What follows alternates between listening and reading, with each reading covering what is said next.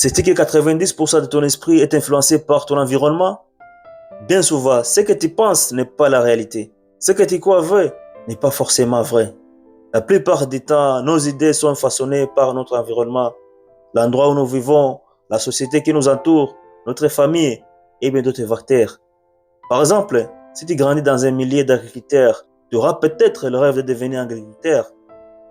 Mais si tu déménages dans un environnement où beaucoup de gens réussissent en tant que musiciens, artistes ou footballeurs, alors ton rêve pourrait changer, influencé par ces nouveaux contextes. En somme, nos aspirations sont souvent déterminées par notre entourage. Ce qui t'entoure influence donc forcément tes croyances. Par exemple, lorsque tu observes des gens qui réussissent, tu remarques qu'ils ont certaines qualités et tu en viens à penser que ces qualités sont indispensables pour réussir. Mais en réalité, tout ce que nous pensons n'est pas forcément vrai. Il est important de prendre les recul et d'analyser la réalité de manière objective. Car ces croyances erronées peuvent être source de nos échecs ou de notre malheur, car elles sont souvent implantées dans notre esprit depuis longtemps, souvent depuis notre enfance. C'est pourquoi il est essentiel de méditer, de réfléchir et de chercher à voir les choses telles qu'elles sont vraiment. Prenons un simple exemple, mais un peu rigolo.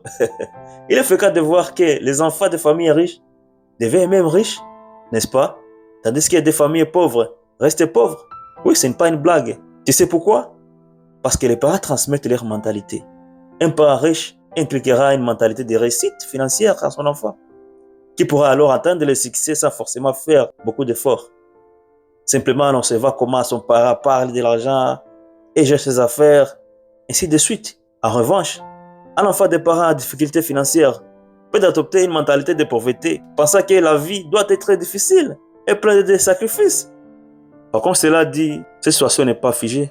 Un enfant issu d'un milieu modeste peut par ses efforts rompre ce cycle et réussir. Cependant, cela exige un travail conscient. C'est pourquoi je dis souvent, il faut réfléchir et prendre conscience de ce qui t'entoure.